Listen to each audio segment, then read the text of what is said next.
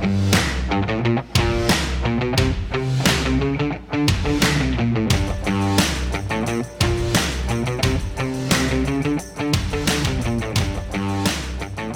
guys, welcome back to Mike Jiggers with Dan and Emily. We're going to start off with some exciting and what the fuck news, and then we're going to talk about our favorite movie scenes, some Disney theories, and Urban Dictionary. I'm looking forward to it. Although, I hear you have a story about Bronx. So, right before we started recording today, I went and took Scotty out to go to the bathroom. We were outside maybe 5 minutes. Came back in. And I just happened to turn my head, and there's my fucking cat with a fucking mouse on the floor, dead. Oh. Like, very recently dead. Like, I'm pretty sure he just caught it and killed it. There was no blood, but it was wet on the floor. I'm like, what the fuck?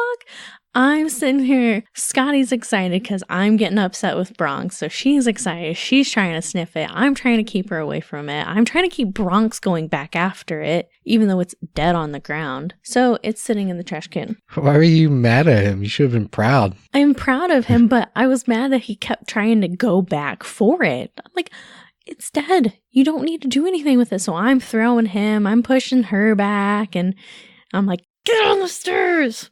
And I pushed him down the... It sounds bad. I pushed him down the stairs, and he trotted down them. But I was just like... all I want to do was take Scotty out and then get ready for this. What the fuck? He's just a proud hunter trying to show his mom his new catch. I am proud of him. I am very proud of him because that saves us from having to... I mean, we have to clean it up, but like that saves us from having to go dig out traps. Yeah.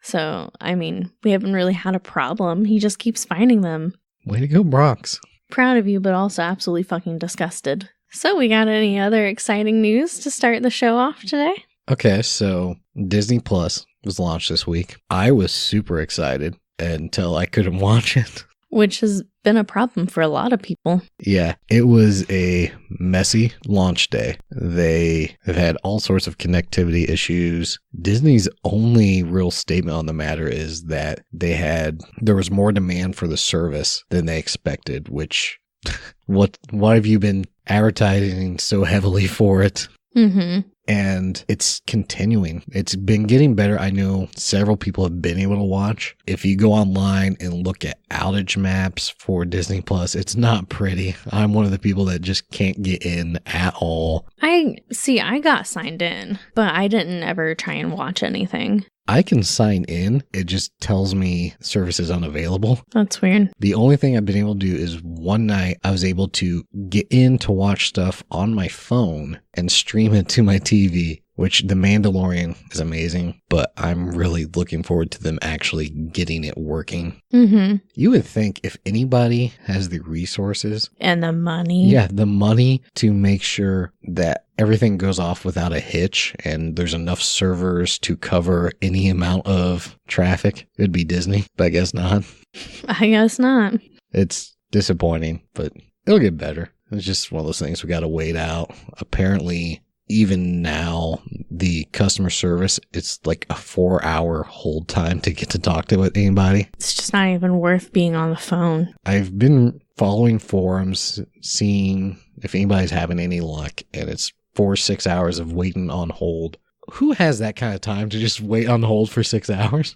Some stay-at-home moms. That's some dedication. Or dads. I gotta applaud these people. I think it's a waste of time to stay on hold that long, but I know what I would tap out. are they going to tell you? Yeah. Well, apparently a lot of them were just being told, you just gotta wait it out. This is They an probably ongoing didn't issue. really even know. They were probably expecting like, oh, we've got this down. And then there probably was an at the end error that happened. Mm. That can happen to anybody. I want to try and I don't want to say like any excuses for them, but when you're launching a service, you never know what's going to happen. Yeah, I know I've gotten at least one patch. It still hasn't fixed whatever the problem is. This is going off of just forum posts because Disney's not being very communicative about this issue. It seems like a lot of the issue is people that pre-ordered for whatever reason. It's difficult for us to get into our accounts. Some people prepaid for 3 years and can't get into their accounts. I would be livid.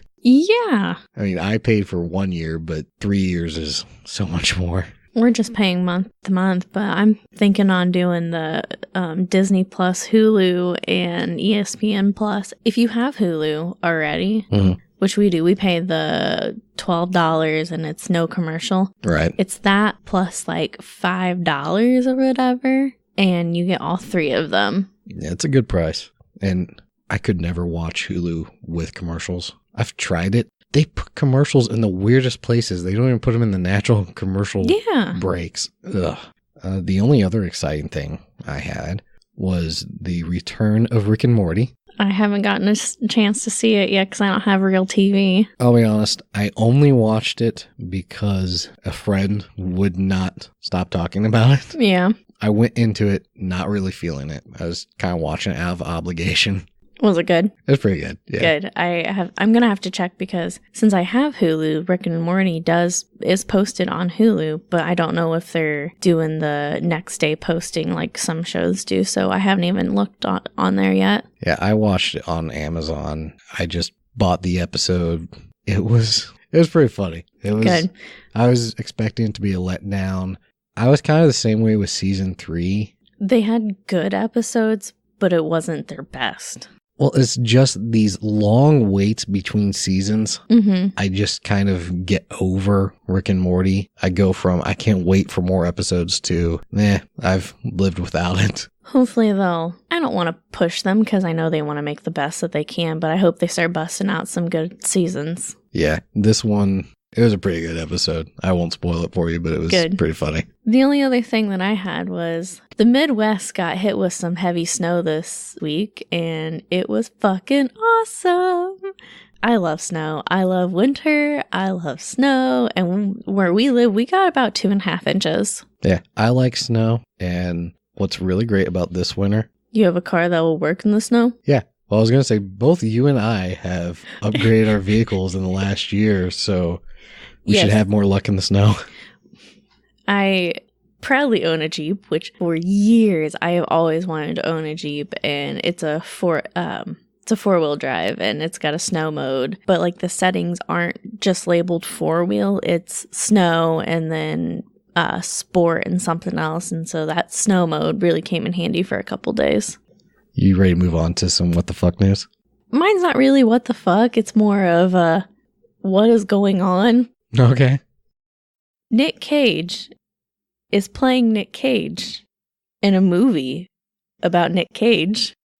Did you see that? I saw it, yeah. I didn't look too deep into it, but yeah, I saw it. I didn't either, but I was just like, this is definitely a Nicolas Cage fucking thing he would do. I don't know if it's actually true or not. I didn't read into it, but I saw it and I'm like, I had to write it down. I'm going to have to share on Facebook. There's a College Humor sketch that's basically from the point of view of Nicolas Cage's agent, and it makes fun of how hit and miss Nicolas Cage is. Like, he'll just take any movie anybody pitches him so he can make great movies, and then he can make the shittiest movie. Also, guys, if you're absolutely interested to watch your Nick Cage movies, you can get that Nick Cage pillow off of Amazon. I'd forgotten about that. I just thought of it. A little callback to our earlier episode, Shut Up and Take My Money. Shut up and take my fucking money, Nick Cage. But yeah, this skit is great. People are going to have to check it out on our Facebook page. I know one of the movies that gets pitched to him is an all-action remake of Schindler's List called Schindler's Fist. So terrible. You got anything else to say about Nicolas Cage? No, there isn't much you can say. I have... This is one of those news stories. It's sketchy. We'll just assume it's true. It's reporting on somebody else's Facebook post. It could be hoax, could be real. Okay. Headline: Homophobe refuses knee surgery for mom over fear the knee will be gay. The fuck does that mean? Let me read their Facebook post, because they ranted on Facebook and one of their friends screenshotted it. Perfect. Fuck the doctors of blank hospital. Some of you know, but for those who don't, My mom needs a knee transplant. She's been using a cane, spelled Kain. Oh, like the name. Yeah. For 2 years now, and had a fall in September at McDonald's while ordering her breakfast. We rushed her to the doctor who had her knee x-rayed, and with tears in his eyes, he informed us she needed a knee transplant. With tears in his eyes. Yeah. It's such a tragic diagnosis. Nobody ever has to have a knee replacement. Yeah. This serious surgery has cut to the core of our family. Mm-hmm. And we can't see this family moving forward without her. Because she's going to die if she doesn't get a knee transplant. So did the fall happen 2 years ago and she's been walking with a cane since? There's so many unanswered questions. I think she had the cane first and then she had a fall and that exacerbated it. Anyway, it goes on. Perfect. Please go. We told the doctor that under no situation would we allow the knee of a gay, trans homo, or a lesbian be put into mom's body. They can't tell you anyways. Which, what is a trans homo? Is that somebody that's transitioning from straight to gay? I don't know. That's not a thing. Anyway, there's so much to unpack with this, but moving on with their post. Oh, yes. Do you know what the doctor did? He laughed. Yeah, I would too. He told us that there was no way they could ever discriminate between sexual likes when it came to using body parts. Then he lied to us and told us they would use an artificial part. So this person posted this on Facebook, just worried about what they were going to do because their mom might get a gay knee. And then the doctor tried to smooth it over by lying and say they could make it a fake knee. Okay. So their friend in quotations, because they outed them for being an idiot online. Perfect. They posted this, and then I guess the lady that posted this, who is apparently in her 60s and very religious, found out that it went viral. So then she got super pissed and updated people and said, yeah, this is just digging herself a bigger fucking hole. Yeah. She wanted people to know, like, she was serious. Like, her mom cannot have a gay knee. So, see, doctors cannot even tell you, like, it's a strict confidentiality rule. Like, I can't tell you what body this came out of. And it's not going to make your mom gay if she gets a gay knee. The knee is not gay. But anyway. Hey. So her follow-up post. Okay. We have declined the surgery. We cannot risk mom getting a body part from a gay lesbian. We are seeking out... Yeah, fuck her. She don't need a walk. A gay lesbian. That's redundant. Yeah. We are seeking out the opinion of several other doctors and the advice of our priest. What has this world come to? Yeah, for real. What has this world come to with you in it? This is one of the ways trans, homo, and homosexuals are spreading. We will not be subject to this. If anyone knows a doctor in blank county, please let us know. And then the first comment from one of her friends. Hey, blank. Amongst the myriad of things wrong here, I just wanted to say that knee replacements do indeed use artificial parts. My father had both his knees replaced. Your mom will be fine. This person is convinced that not only can they get a fake knee to put in there, but a real knee will make her mom gay. Which, keep in mind, this lady posting this is in her 60s, supposedly. So knee replacements have been around quite some time since then. Yes. So, and her mom's, what, probably 80 at least. So does she really need it? She probably doesn't need how active. I mean, I know there's if it was the mom, active, but if the mom was in her 60s and the daughter was younger, then I could see it, her needing the replacement. Yeah. God, what the fuck? And knee surgery, knee replacement. It's my understanding that's a pretty rough surgery to come back from. Well, I've had knee surgery. Well, not knee replacement. Okay, I've still had knee surgery. And for my listeners, I had my ACL repaired last October. And it was over 6 months of recovery. And even now, I'm still feeling effects of it. And I'm going to feel effects of it for the rest of my life. And I'm 24. And it's hard to come back from, even being young and active. I don't know if it would necessarily be the right thing for someone at least in their 80s. Definitely. Some rough rehab. My doctor even told me, the guy that did my surgery, he said that at my age and being active, I had to have it done if I ever wanted to be active again. Yeah. He said that somebody that's over their 40s and 50s, he said he would tell them, we can do it, but you're going to have more issues than anything with it because of, the effects of surgery. There's just so much wrong with this person. It speaks for itself. It's all kinds of ignorance. See, you put friend in quotations. This person needs this friend to call them out on their bullshit. Sometimes you need people to set you straight. Even if it's just something weird, like you have a weird understanding of something and it's not quite how things work. This person has no understanding. A good friend should set you straight on that. I don't think it's going to help this lady. She's kudos for that friend entrenched to make this go viral because we all needed a good laugh. Did you have any other headline? Nope. Okay. Here is a really lighthearted headline. Okay. Cat placed in solitary confinement for repeatedly breaking feline friends out of shelter. I saw this. Did you watch the video of him screaming? No.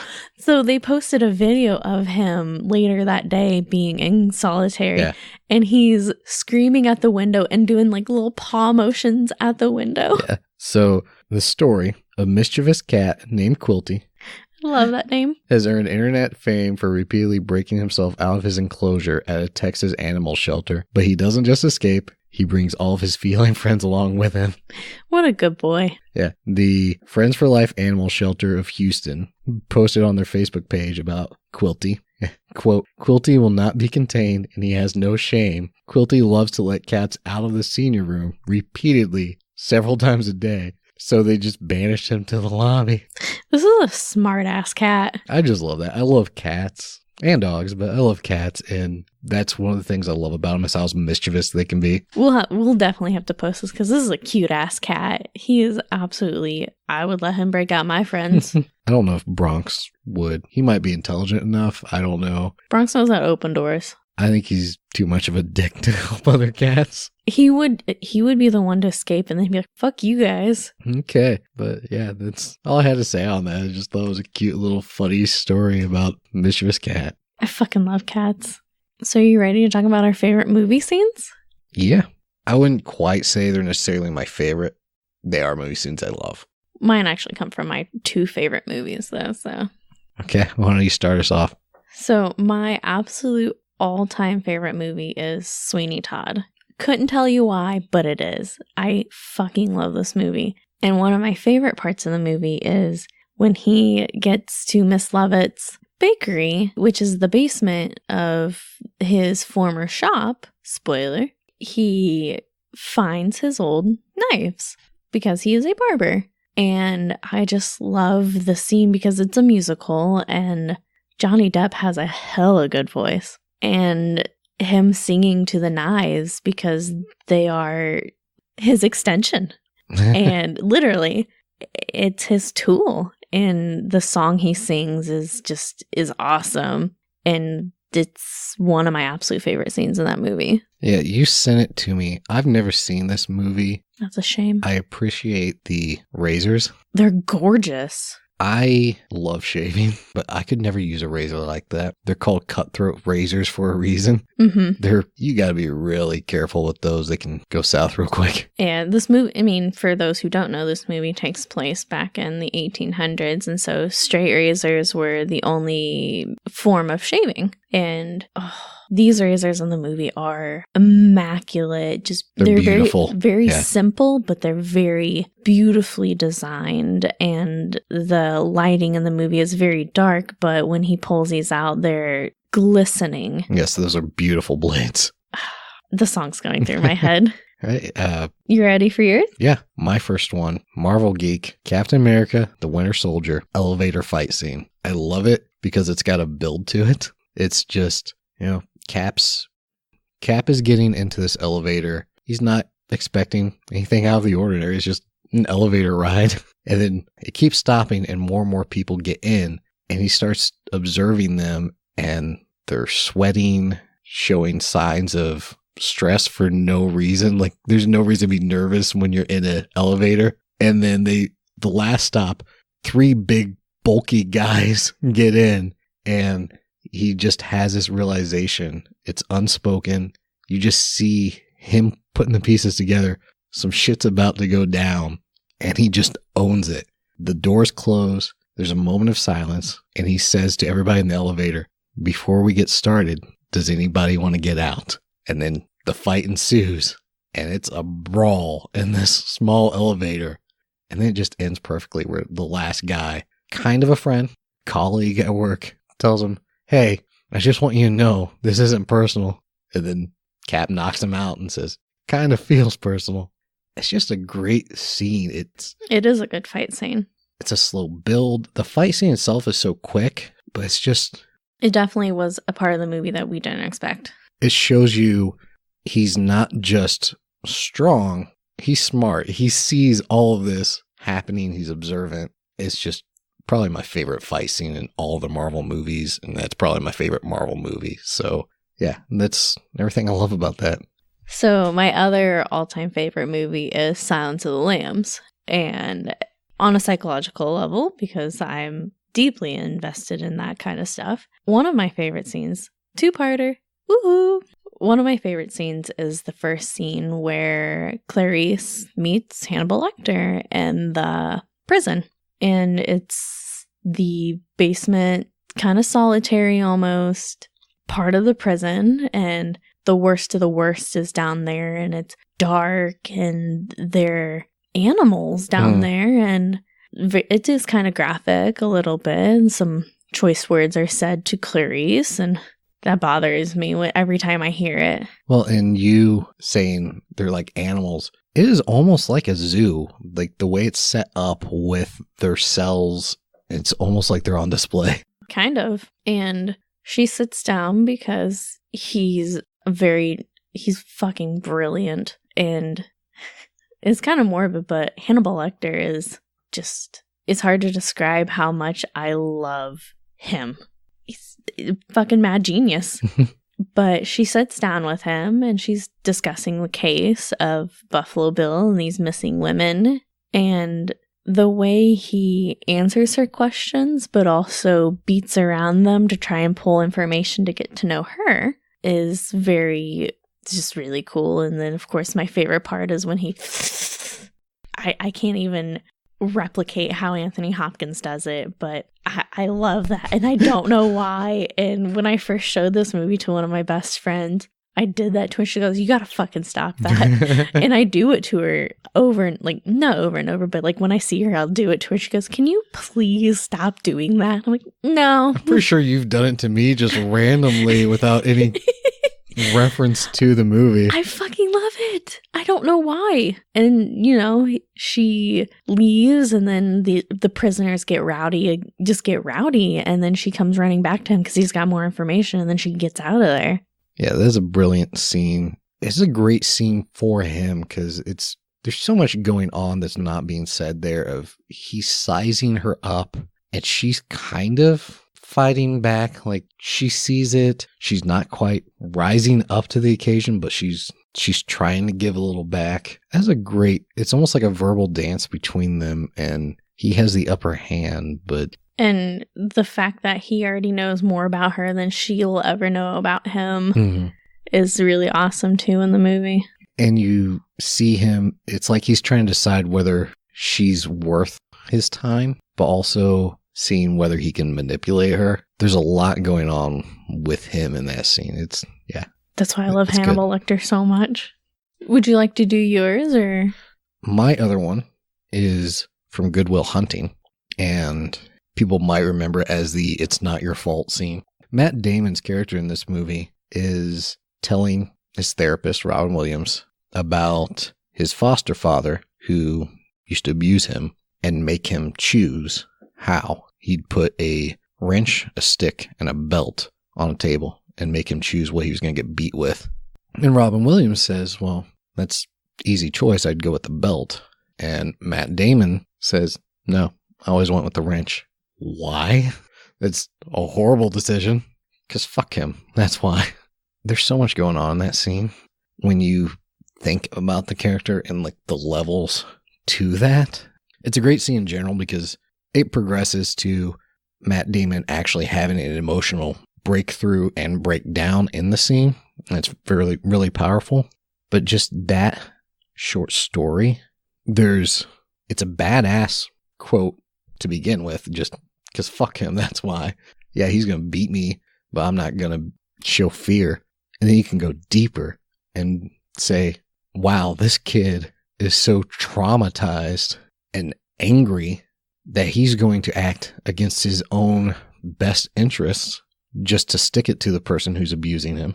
Then it goes even deeper of just how broken this character is when he does finally start crying. And it's heartbreaking and amusing at the same time. It's such a great scene and a great movie. I miss Robin Williams because he's funny in this movie, but he's also so good at the dramatic part of it and showing he's this character that's listening to this person with pain.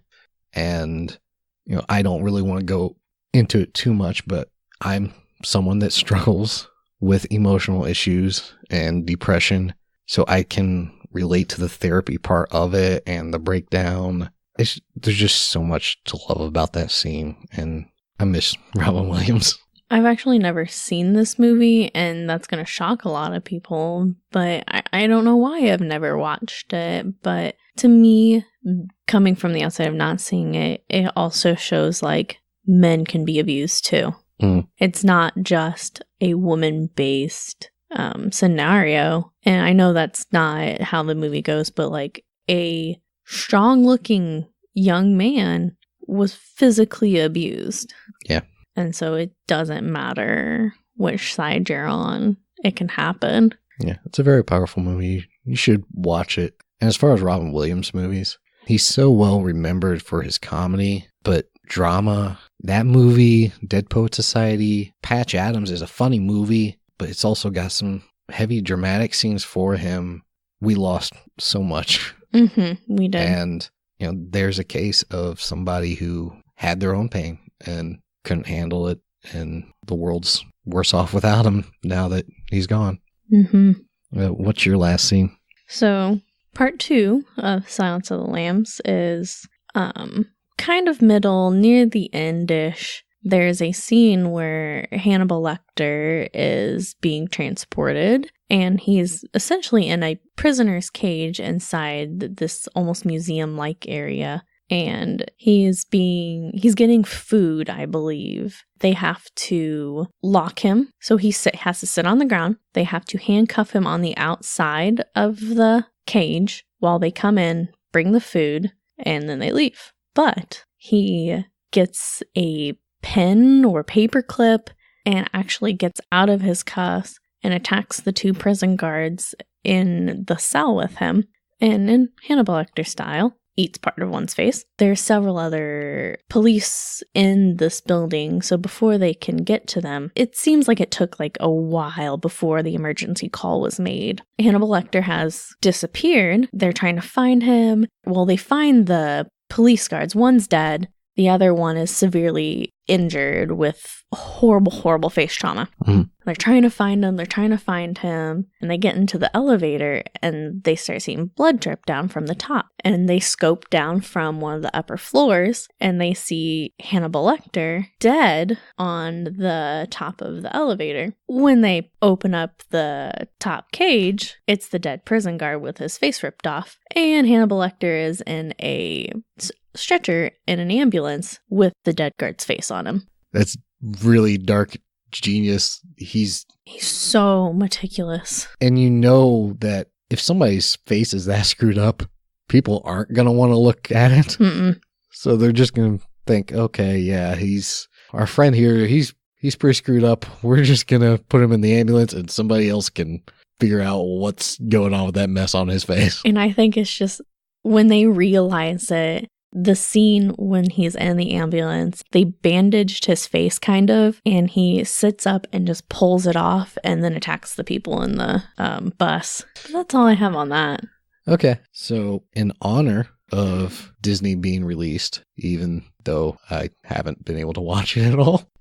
Or I guess I did get to watch it a little. Get your shit together, Disney. Yes. But I thought we could do some insane Disney conspiracy theories. Okay. Which was kind of inspired by, I was watching the Aladdin remake, and it reminded me of this theory that Aladdin is set in a post-apocalyptic wasteland, and that's why the genie has all these pop culture references. Because it's like 3,000 years into the future. Well, like 10,000, because he's been... 10. Yeah, he says he's been in the land for 10,000 years, but he knows about Jack Nicholson. Yeah. So that got me thinking, what other weird theories are out there? Would you like to start us off? Yeah. My first one, Ariel's mom was murdered by Captain Hook.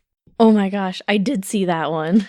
I was prepared to say this is people really reaching. There's mermaids in Peter Pan. One of them has red hair and kind of looks like Ariel. That, when I heard that portion of the theory, I was like, okay, I mean, there's the Disney way of drawing women. There's not that much variation. Yeah. Until you get into the newer ones where you have more ethnicities. There's a pretty standard way of drawing women back at the time of Peter Pan. Your differentiation. What year was Peter Pan released? Oof. Was it before The Little Mermaid? Way before Little Mermaid. Because Little Mermaid came out in 89. Yeah. So I was willing to say it could be any character. The only difference is the red hair. But then I heard about this prequel movie they made in the late 2000s where it's revealed that Ariel's mom was killed by pirates in her youth. I'm like, okay, I can see that now. And then you go back and look at Peter Pan and yeah, maybe, I don't know if that was the intent when they made because The Little Mermaid. The mermaid is on Captain Hook's ship? No, this mermaid is actually alive in Peter Pan. Okay.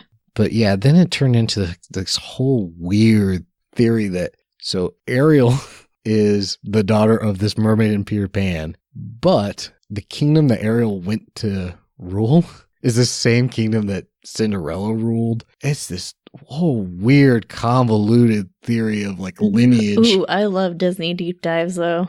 I felt like I was going down a flat earth deep dive. It was, I got lost in this. And the evidence was all just, well, this character looks like this character in the background. And it was driving me insane because, again, especially in early Disney, there's a way characters are drawn that are very similar to each other. Old people are going to look like the same old person. But yeah, it was a deep dive. What's your first one? So, weirdly enough, I also have a Peter Pan one. Okay.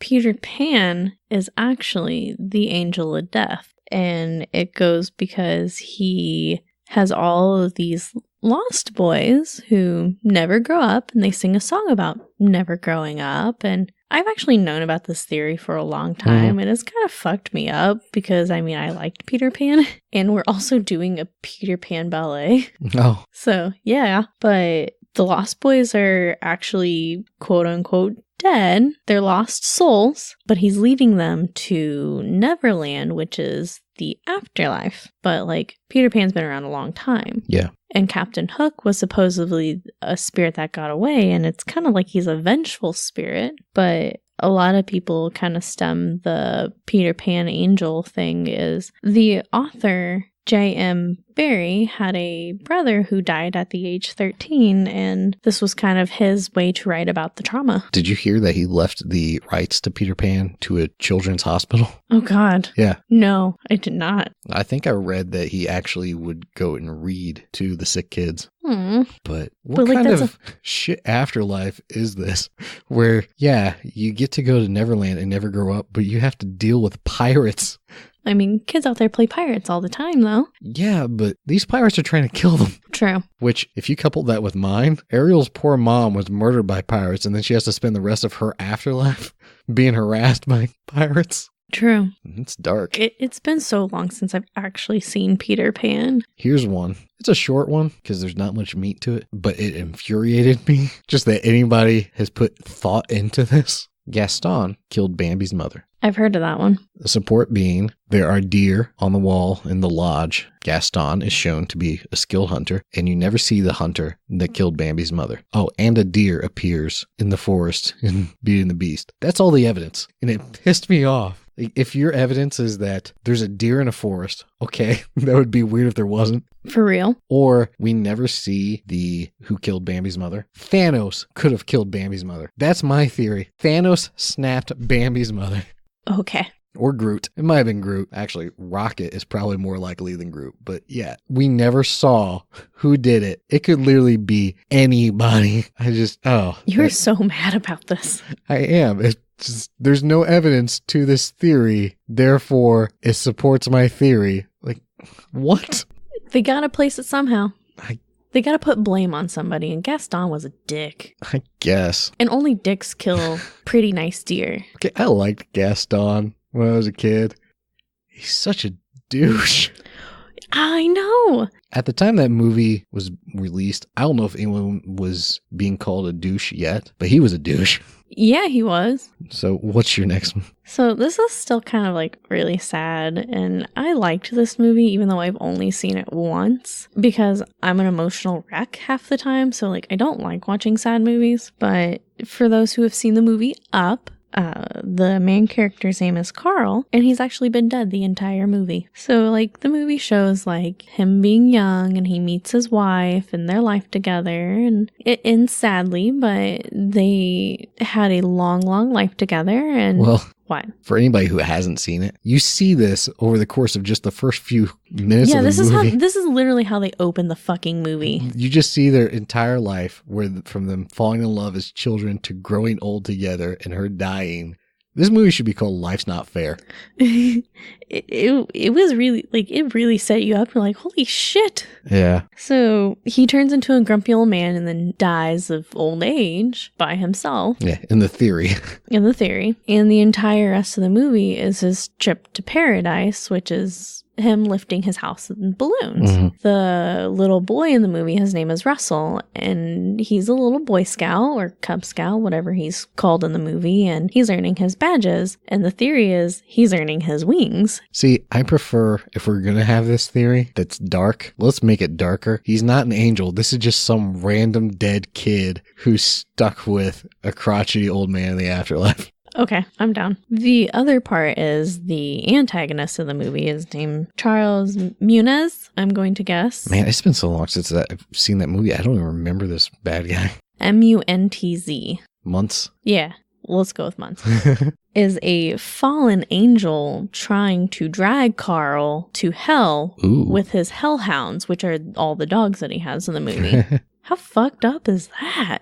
A lot of these theories are dark. Was that all you had to say on that one? Yeah. You have any more? No. Okay. This one just came to mind. I was watching a whole video on these theories earlier today. The prince in Snow White is death. Go on. So when Snow White bites into the poison apple, it actually kills her. Okay. And when the prince comes for her, it's him taking her to the afterlife. Ooh. And they ride off on a white horse. And the 4 horsemen of the apocalypse, the rider on the pale horse is death. Holy shit. I've never even heard that. That's good. That's a good one.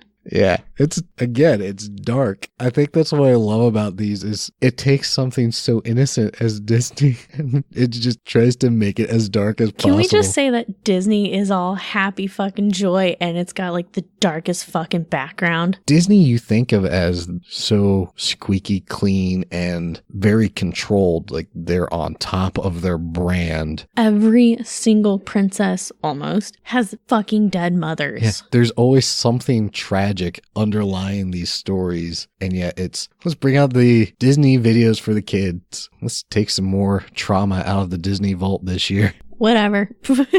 That vault pisses me off. I've always found it stupid. Buy it now before it goes back in the Disney vault. This isn't an actual vault. You don't have a giant bank vault that you're just unlocking every few years to take another disc or whatever out. I remember seeing old VHSs and DVDs eventually of one that sticks out in my mind is the 101 Dalmatians.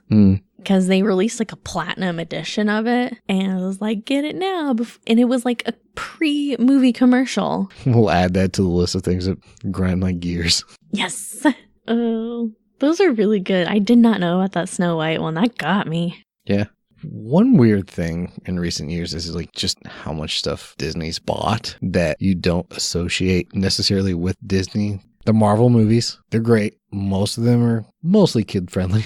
Yeah. Avengers Endgame, Infinity War, got a little dark, might be a little heavy for kids. I love, now that they bought Fox too, Deadpool's now my favorite Disney princess. You know who's my favorite Disney princess? Yeah.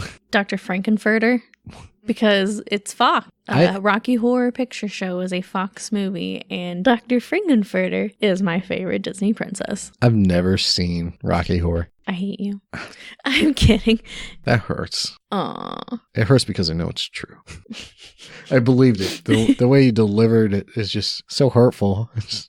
Tears. I hate you so much. I let you come to my house every week to record an episode. Hey, how many times have you told me to get out in the middle of an episode? I'm surprised you didn't tell me to get out when I said I have never seen Rocky Horror. Yeah, get out. Get the fuck out. That is honestly surprising that you haven't seen it, because you're a movie buff anyways. I feel like I probably should have seen it just because I do appreciate kind of film history. And I know that's so well known. Tim Curry is... Yes, and Tim Curry.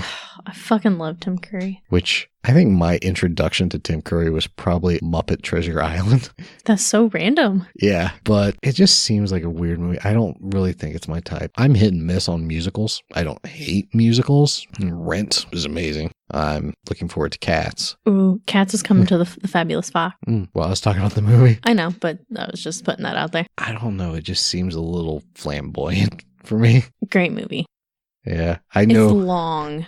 A friend and his girlfriend went to see it, and I just remember him almost being shell-shocked. Just like, that was weird. See, I've been to several of them, and people dress up, and in the recent years, people have been handing out bags with stuff like, it's an interactive movie. Like, when it's being put on live, it's interactive. That does not sound appealing to me. And at certain spots, you yell things at it, and you throw things, and you get up and dance. It's fun to me. It also reminds me of, I used to be really into the Drew Carey show when I was in high school. And there was an episode where they went to see it dressed as the characters. But then they ran into another group of people that were going to the theater to see some, I think it was Priscilla, Queen of the Desert, some other like drag movie. Mm-hmm. And they got into like a musical fight. So it was a musical scene, almost like a mashup where each side was singing. One side was singing The Time Warp, and they were singing a song from that movie. And they were going back and forward and almost fighting with their songs. That was pretty cool. God, it's West Side Story all over again.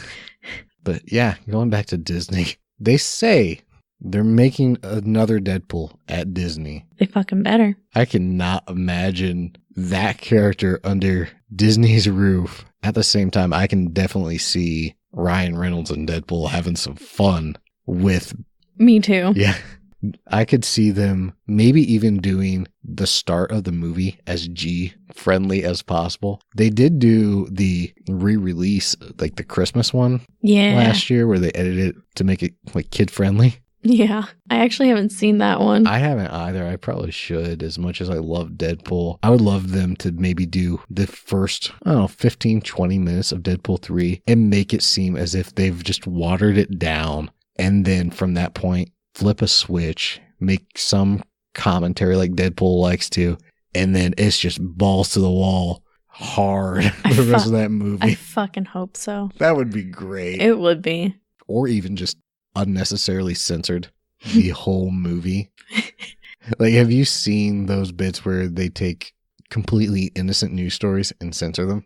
I want to say it was Jimmy Kimmel did just unnecessary censoring when they just bleep it, and then when you bleep it, it makes it sound filthy. Because yes, that would be great if they just bleep the hell out of that movie. It would be so much funnier. Bleep unnecessary words, and when he actually says like, "Oh fuck this," and, and it's not censored. Why are we not writing Deadpool 3? I don't fucking know.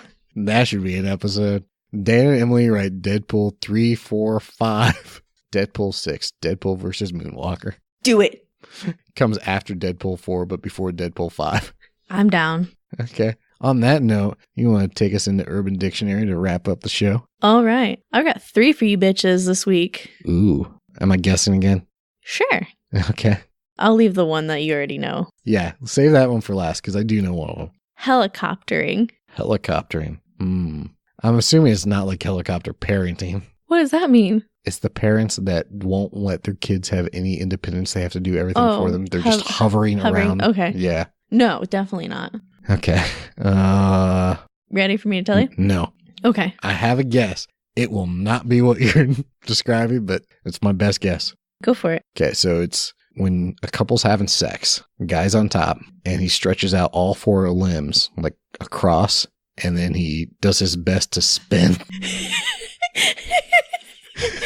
That would be impressive. He'd rip his dick off, but... Well, maybe like gives himself a little push with his foot. He makes the noises. If he can make one full rotation, he wins. Yeah.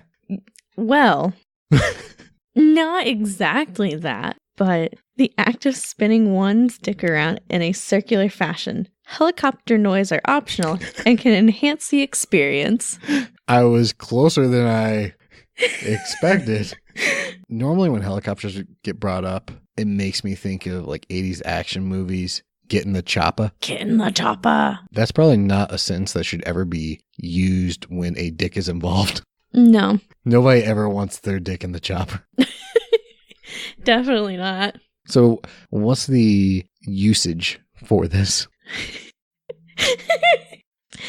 One time I was helicoptering in the shower and my dick slapped me in the nuts. #penis. That's on you. Like, you're screwing around in the shower. Man, it's a sensitive area. You should know this already. Don't play around. Every man knows it's very easy to accidentally just knock yourself on things, knock yourself with things. Don't invite it. Just play safe. That's all I'm saying. You ready for number 2? Yeah. Not something that should ever be said in the bedroom. Are you ready for number 2? No, you take that shit in the other room. Literally? Yes, literally. You take that shit in the bathroom. So this one's called Holder. Okay. You want to guess? Or you want me to tell you? I forgot we were playing that game. Holder. HOLDER. I got nothing. I think it's funny because it literally involves number 2. God, no. Are you taking a shit in your hand? No, just let me read it. Somebody who doesn't like to hear their poop hit the toilet water, so they wrap their hands in toilet paper and poops in their hand, avoiding the noise. Useful at parties, friends' house, or crowded houses. So eventually you have to put it in the toilet. I want to imagine, like, you got all this toilet paper in your hands. Are you setting it down, swaddled, almost like baby Moses being placed into the river? Go on, sweet child. You just gently place it into the water, give it a little push. Did I break you? I broke you. No, because I can hear, I have this image in my head where it's like you're setting it in the water, and who's the guy that made the songs for like Tarzan? Phil Collins. Yeah, that would make it better. So Phil Collins just starts up in the background, and you're just like paying memorial to this giant fucking turd. What's that one song? It's like, "You'll Be in My Heart." You'll be in my heart. Great way to bring it back to Disney. Yeah. Just the deleted Disney scene from Tarzan. Tarzan just taking a shit in his hand, placing it in the river while Phil Collins played. I had this image, and I think it's from the movie like Prince of Egypt. That's what I'm thinking of. And like he gets sent down the down the river. And they find him. It's just like this swaddled tear. Like, what the fuck? Like the sewer gators. Like, what the fuck? For some reason, now that we're talking about sending him down the river, I'm picturing Moses as Huck Finn. Just for no reason, Moses just has a straw hat and a raft. We gotta stop because I'm getting too many images in my head of like, like. Oh God, no! And like that's the hat. Yeah. Oh nope. That's. I'm editing somewhere in front of that. Nope. And what you don't realize is I just bleeped that in editing. Like, that is some necessary bleeping that's going to be in this episode. Because it'll be funny, but people don't need that image in their head. It's in my head. It's sorry, fuckers. It's in your head now, too. No, it's not, because all I heard was bleep, bleep, bleep, bleep. Oh, God. So we're going to wrap this up with our last one, and I thought it was amusing. Yeah, I won't be guessing since you already told me about this one. So this one's called Russian Morning. Wait, can I guess? Even though I know it? No. Can I come up with my own ridiculous one? Okay, so since Dan already knows this, you go ahead and come up with your own. A new definition for Russian morning. And it's spelled morning like MORNING, like the morning. Well, I'm going with the other morning. It's when you plan a funeral and everybody shows up, you dig the grave, but you don't have the body yet. So then you get out a pistol and you put one bullet in and you each stand at the foot of the grave and you play Russian roulette until you have somebody in the grave, and then you proceed with the funeral. That's Russian morning, MOURNING. Am I close? Nope. So Russian morning, the act of getting up at 3 a.m, putting the cereal of your choice in a bowl, pouring vodka and milk in it, eating it, drinking the rest of the vodka. You get dressed, drunk off your ass, and go to work in the shittiest clothes you have with no coat in the cold weather, and you come home after finding out it's Sunday. I would laugh at that, but I am offended on behalf of any potential Russian listeners. I don't know why you would be so horrible and besmirch Russian pride that way. Get the fuck out. I don't understand. Why are you being so harsh? Get the fuck out. And I'm keeping your bottle of vodka. Do you still have my bottle of vodka? No, I think I gave it away. I was going to say, it's been over a year. There's no reason for you to have my bottle of vodka. Yeah, so the joke being, Emily asked me before the show whether that would be too offensive to Russian people to say. But yeah, I think that'll wrap up the show. Thanks for listening. Please share the show with anybody you think would love it. We'd also appreciate any star ratings or reviews from our Apple listeners. And as always, you can find us at Micah Jaggers Podcast on Facebook. Leave a comment. If you have any Disney theories this week, let us know. We'll read them. We love hearing from you guys and always want to know your opinions on what we should and shouldn't do on our show. Let us know who your favorite Disney princess is. Oh, yeah. If it's not Deadpool, I'm a little disappointed in you, but well, whatever. You receive what you get. Okay. Bye, Felicia. Bye, Felicia.